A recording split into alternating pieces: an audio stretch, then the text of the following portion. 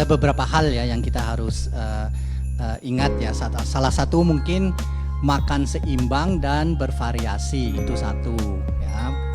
Kedua, menurut saya mendirikan rutinitas dan makan dengan penuh perhatian. Itu penting loh, makan dengan penuh perhatian ya. Kemudian tetap terhidrasi, ya, itu juga sangat penting ya. Keempat, mungkin mempraktekkan kebersihan, makanan yang aman ya.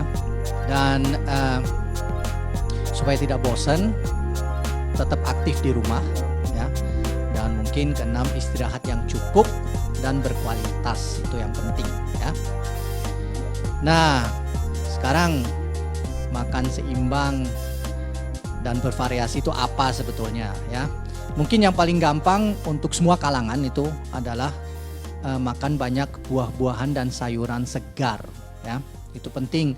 Dan ingat ya, kalau kita makan buah-buahan dan sayuran segar itu harus dicuci sebelum dimakan ya. Kemudian biji-bijian, misalnya gandum hitam, beras ya, maksudnya nasi. Untuk yang mungkin kurang bisa makan banyak nasi putih karena mungkin punya penyakit diabetes misalnya, bisa beras merah ya, nasi merah misalnya. Kemudian untuk yang suka sedikit kebaratan mungkin havermut kayak gitu, itu bagus juga, itu bagus, sangat bagus itu ya untuk untuk tinggi serat ya, untuk pencernaan juga sangat bagus itu. Kemudian protein, jangan lupa kita membutuhkan protein ya, protein hewani utama kali ya. Protein hewani itu penting, tapi ada juga yang misalnya tidak bisa makan protein yang daging merah karena mungkin tekanan darah tinggi atau masalah jantung ya. Itu bisa dengan yang lain, misalnya ikan misalnya ya, atau telur mungkin juga salah satu variasi yang tidak terlalu mahal ya. Ayam jelas, susu ya, keju, itu semua protein. Porsinya juga penting, jangan makan terlalu makan yang kecil-kecil aja porsinya, tapi lebih sering ya nggak, jangan terlalu rakus makan banyak ya, itu juga membuat kita juga cepat lemes gitu loh ya. Kecil tapi sering ya.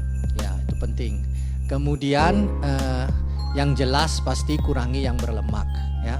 Yang berlemak, terlalu manis, terlalu asin ya, itu juga kurang sehat. Tapi kan kita sebentar lagi akan masuk ke bulan puasa. Ya.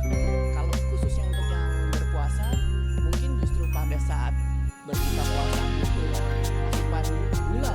Betul, ini kan beda karena kalau kita masuk ke bulan puasa, kita memang seharian kan berpuasa, jadi memang tidak mengkonsumsi apa-apa ya. Jadi pas mau buka nanti ya butuh untuk mengembalikan gulanya ya. Kita butuh energinya lagi ya.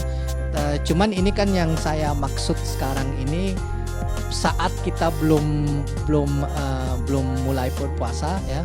Jadi itu kita hati-hati. Tapi nanti pas sudah mulai bulan puasa, kita memang harus mengembalikan semua energi yang kita lost saat di puasa itu. Ya. Nah, kalau kayak gitu berarti kan semua komponen dalam makanan itu harus kembali pada saat buka puasa ini ya. Betul. Proteinnya, karbohidrat, serat. Betul. Dan Ya. termasuk gula juga. Betul. Ya.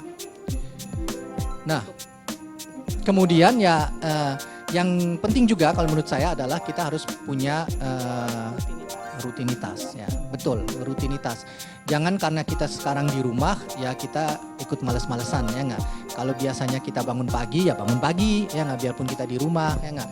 Kemudian harus juga makan dengan penuh perhatian. Itu apa makan dengan penuh perhatian ya nggak?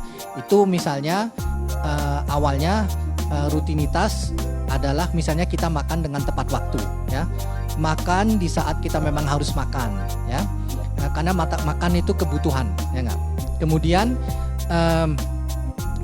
kita juga harus memperhatikan bahwa kita makan pada saat tempatnya, saat waktunya, jangan makan karena bosen ya nggak. Kan itu problemnya sekarang. Justru karena kita di rumah akhirnya Ya. bosan, pelariannya ngemil, makan lagi. Iya, makanya akhirnya cepet gemuk ya.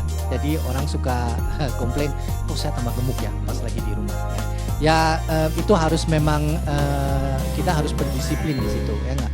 Caranya misalnya ada salah satu cara ya, misalnya jangan makan sambil jalan misalnya. Kalau makan duduk ya.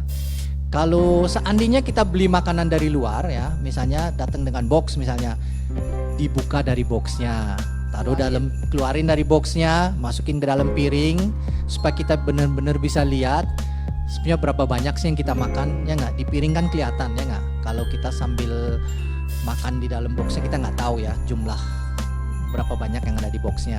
Kemudian makan pakai piring itu mungkin bagus ya. Seperti tadi saya bilang ya, supaya kita benar-benar lihat porsinya yang kita makan.